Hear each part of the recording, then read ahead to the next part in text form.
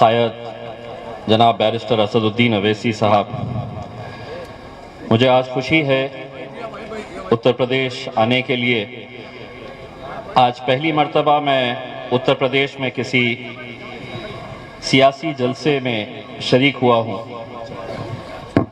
मुझे बताया गया था कि उतरौला के हमारे उम्मीदवार डॉक्टर अब्दुल मन्नान साहब है, लेकिन मेरे हिसाब से उत्तर प्रदेश में जहां जहां पर भी मजलिस इत्तेहादुल मुस्लिमीन चुनाव लड़ेगी, वहां के हर उम्मीदवार का नाम बैरिस्टर असदुद्दीन अवैसी है। चेहरा डॉक्टर मन्नान साहब का हो सकता है, वोट आप डॉक्टर मन्नान साहब को देंगे, लेकिन इस वोट के जरिए जीत हासिल होगी सही मानों में किसी की, तो वो मेरे कायद बैरिस्टर असदुद्दीन अवैसी साहब की जीत होगी। इतने सालों तक मेरे भाइयों हमने क्या किया, ये आप भी अच्छी तरह से जानते हैं और मैं भी अच्छी तरह से जानता हूं। कुछ दिन पहले मैंने उत्तर प्रदेश के मुख्यमंत्री का एक बयान सुना था, जिसमें उन्होंने ये बताया था कि एक शख्स यहां पर उत्तर प्रदेश में आ रहा है, सीएए एनआरसी के बारे में वो लोगों को भड़का रहा है। एक तरीके से उन्होंने बिना नाम लिए हमें धमकाने की कोशिश की, डराने की कोशिश की। मैंने सोचा बहुत हो चुका, अब जाना पड़ेगा और जवाब भी देकर आना पड़ेगा। जिस अंदाज में मुख्यमंत्री साहब आपने मेरे कायद बैरिस्टर असदुद्दीन अवैसी साहब के बारे में जो कहा, उसका जवाब सिर्फ अकेले मैं नहीं, सिर्फ अकेले उतरौला के मुसलमान नहीं, बल्कि इस मुल्क के तमाम मुसलमानों की तरफ से जिस लहजे में आपने हमसे कहा है, उसी लहजे के अंदर हम आपको जवाब देना चाहते हैं।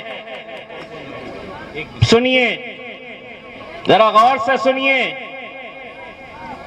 जहां कहीं पर भी बैठे हैं जरा गौर से सुन लीजिए। राहत इंदौरी साहब का नाम तो सबने सुना होगा। उन्होंने एक बात कही थी, मेरा जवाब उन्हीं की जबानी ये है, कुछ मैं कहूंगा कुछ आप कहेंगे मेरे साथ। सभी का खून शामिल है इस मिट्टी में, सभी का खून शामिल है इस मिट्टी में। ये मुल्क तुम्हारे,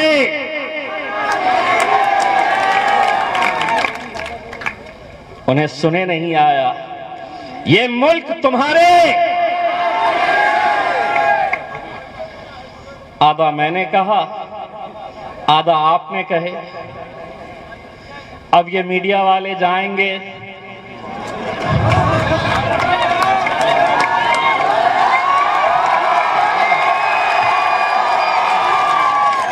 कुछ बोले क्या,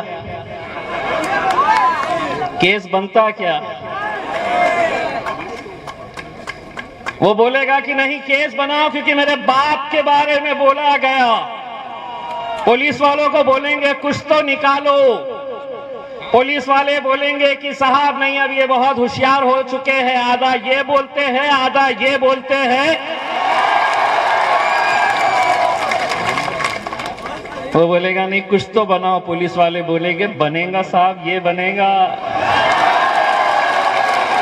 जानते हैं क्या है बाबा जी का?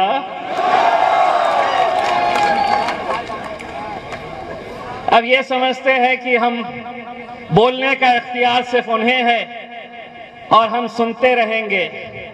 सुनिए, जितने भी सियासतदान, महफिल उनकी सस्ती है, महफिल उनकी सस्ती है, चर्चा किसका होता है तो मेरे शायद बैरिस्टर असदुद्दीन अवैसी साहब का होता है। रात में सोते हैं तो इनका नाम लेके सोते हैं, उठते हैं तो इन्हीं का नाम से उठते हैं। आज क्या बोलेंगे, आज क्या करेंगे? आज असल में हकीकत यह है कि हम जब उत्तर प्रदेश के अलग अलग इलाकों के अंदर देखते हैं कि एक जन सैलाब उमड़ पड़ा है, लोगों की मोहब्बत बैरिस्टर असदुद्दीन अवैसी साहब के लिए देर आए दुरुस्त आए। दोस्तों, अगर यहां पर कोई मुझे जानता नहीं है तो मैं अपना तारुफ इस नजरिए से करवाना चाहता हूं कि मैं सिर्फ एक सांसद नहीं हूं, हमारी पहचान ये भी है कि हमने महाराष्ट्र में शिवसेना के गढ़ में उन्हें हराकर हमारे झंडे को हमने लहराया है। बड़ा गर्व था, बड़ा घमंड था, ये हमारा गढ़ है। हमने कहे उसी गढ़ में तुम्हें हम, और मुमकिन है बशर्ते कि हमें एक ताकत बनकर खड़े रहने की जरूरत है। ये सच्चाई है, ये अल्लाह का लाख लाख करम है कि जिस पार्टी के बारे में कहा जाता था कि ये तो सिर्फ हैदराबाद से एक इनका सांसद चुनकर आता है, एक सांसद, ये क्या कर लेगा? अल्हम्दुलिल्लाह अब एक नहीं है। मैं जब चुनकर गया तो भाजपा के एक सांसद ने मुझसे पूछा, अच्छा आप ही है MIM से जो चुन के आए हैं? अल्लाह जी हम ही हैं। तो बोले कितने चुन के आए हैं आप लोग? मैंने कहा 11 चुन के आए हैं। तो बोले 11? अल्लाह 11, एक और एक आपके लिए 2 होते होंगे, एक और एक हम दोनों जब बैठते हैं तो 11 की ताकत रखते हैं। बहुत तकलीफ होती है। बोले पहले वो तो बोलते थे, अब ये दूसरा भी आया है तो बहुत बोलता है। बोलेंगे, क्योंकि 70 सालों से तुम बोलते थे, हम सुनते थे, अब हम बोलेंगे और तुम्हारे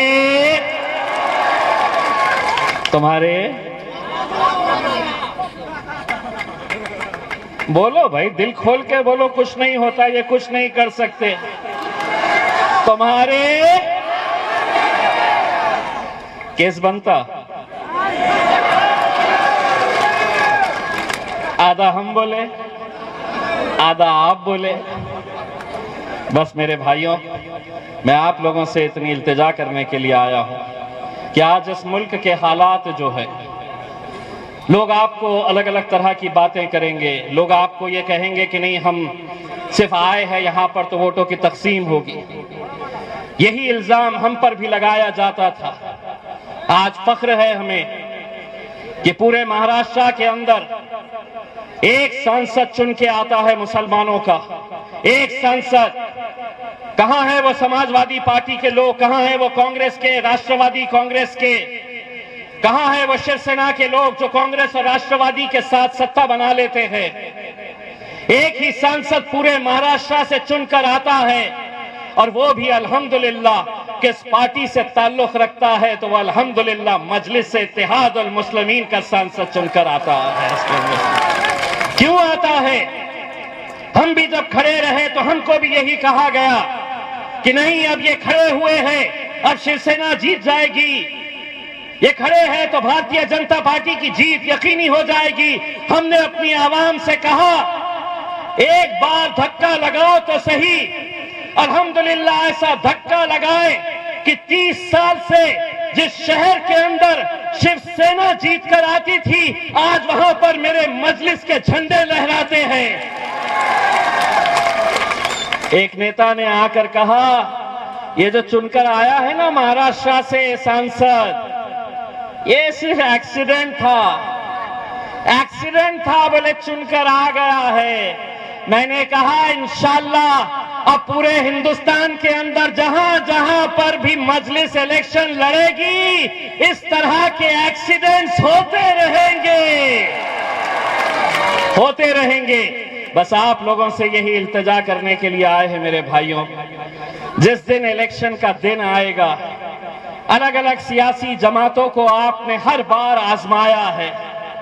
एक बार बैरिस्टर असदुद्दीन अवैसी साहब को, दोस्तों इतना फख्र होता है, मुझे इतना फख्र होता है जब मैं देखता हूं कि पार्लियामेंट के अंदर एक तरफ भारतीय जनता पार्टी के, समाजवादी पार्टी के, कांग्रेस के, राष्ट्रवादी कांग्रेस के असदुद्दीन अवैसी साहब अकेले, लेकिन जिस हिम्मत के साथ वो खड़े रहते हैं, नरेंद्र मोदी की आंखों में आंखें डालकर बोलते हैं, तो मेरे मन में भी ये सवाल आता था कि आखिर असद साहब को हिम्मत कहां से मिलती है। तब ख्याल आया कि ये हिम्मत उन्हें मिलती है यहां से, ये ताकत मिलती है यहां से। तुम साथ में हो तो हम हर मुकाबला करने के लिए तैयार हैं। आपसे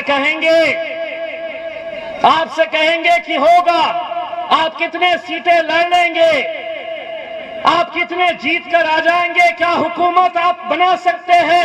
नहीं बनाना है हमें हुकूमत। गूंगे मुक्के बहरे लोगों को संसद में या उत्तर प्रदेश की विधानसभा के अंदर नहीं भिजाना है। लोग जब पूछते हैं कि 2 क्या कर लेंगे, 1 क्या कर लेगा, 4 क्या कर लेंगे, तो मैं उन्हें जवाब देता हूं कि जंगल में कुत्ते और बिल्लियों की गिनती नहीं होती है, शेर कितने हैं ये देखे जाते हैं। शेरों के बच्चों को भिजाओ, शेरों के बच्चों को भिजाओ, और जो बहुत सारे, देखिए ताकत किसकी है ये हमको भी समझने की जरूरत है। आज अलग अलग राजनीतिक पार्टियां इतनी खौफ खाई हुई है, छोटे छोटे दल, जितने दूसरे दल है, सबको ये कह रहे तुम आओ, मैं अकेले नहीं लड़ सकता, तुम भी आ जाओ, मैं नहीं लड़ सकता हूं। हालात तो ये हो गए हैं कि सारे जुगनू महफिल में बैठ गए हैं और ऐलान ये कर दिया गया है कि इस सूरज को कैसे हटाया जाएगा। मेरे भाइयों, ये इलेक्शन इस मुल्क की तकदीर बदल सकता है। ये इलेक्शन मुसलमानों की तस्वीर बदल सकता है, हमारा मुस्तकबिल बदल सकता है। सिर्फ एक चुनावी क्षेत्र की हम बात नहीं कर रहे हैं, जितनी सीटें उत्तर प्रदेश से मजलिस को मिलेगी, आप ये समझ लीजिएगा कि पूरे हिंदुस्तान के अंदर हमारी सियासत, हमारी क़यादत जिंदा होगी। और उसे जिंदा करने का अगर किसी के सर पे सहरा जाएगा तो मेरे कायद के ऊपर जाएगा, जिन्होंने इस मुल्क के मुसलमानों को सिखाया है कि इस मुल्क के अंदर रहना है, जीना है, तो सर ऊंचा करके, सर अपना सीना चौड़ा करके चलो। ये सीख हमें मिली है। मेरे भाइयों, नतीजे आने के बाद हम भी फख्र से ये कहना चाहिए, हमने भी ये कहना चाहिएगा कि उतरौला में डॉक्टर मन्नान साहब के लिए इत्तेहाद की भीख मांगने के लिए हम भी आपके दरबार में आए थे और आपने हमारी झोली अपने वोटों से भर दिए हैं। हम उम्मीद करेंगे कि इंशाअल्लाह आने वाले वक्त के अंदर मजलिस के जहां जहां उम्मीदवार है, वहां से आप हमारे मजलिस के उम्मीदवारों को ताकत दीजिए। दोस्तों, मुझे मालूम है कि मेरा आपका रिश्ता क्या है। मैं जब इलेक्शन में खड़ा हुआ था, आपने मुझे वोट नहीं डाला, आप डाल नहीं सकते, लेकिन मेरे जीत में, हमारी जीत में आप लोगों का बहुत बड़ा हाथ है। वो किस तरह से कि इलेक्शन मैं लड़ रहा था, लेकिन अल्लाह की बारगाह में सिजदा आप लोगों ने किया था कि अल्लाह इन्हें जिता दे। वो रिश्ता था हमारा। लोग कहते हैं कि शिवसेना का गढ़ था, तुम जीते कैसा, तुम कैसा जीत सकते हैं? जहां पर पूरे मुल्क के अंदर मोदी की लहर चल रही थी और वहां औरंगाबाद जैसे शहर से मजलिस अपना झंडा लिए आगे चल रही थी, मैं लोगों को कहता हूं कि वोट तो मिले ही थे, लेकिन हमारी जीत दुआओं से भी हुई है। अल्हम्दुलिल्लाह दुआओं से हुई है। सिर्फ वोट ही नहीं करना, आप लोग मजलिस की कामयाबी के लिए दुआ भी करिएगा, क्योंकि एक तड़प जो हम बैरिस्टर असदुद्दीन अवैसी साहब के अंदर देखते हैं दोस्तों, शायद ही हिंदुस्तान में ऐसा कोई नेता होगा जो दिन देखता है ना रात देखता है। सिर्फ यही तड़प है कि आपके अंदर एक एक असदुद्दीन अवैसी को तैयार करे, और इंशाअल्लाह हम यहाँ उम्मीद करते हैं कि आप लोग यहाँ पर डॉक्टर मन्नान साहब के अंदर भी आप बैरिस्टर असदुद्दीन अवैसी साहब को देखेंगे। बहुत बहुत शुक्रिया। वाखिर दावाना अल्हम्दुलिल्लाह।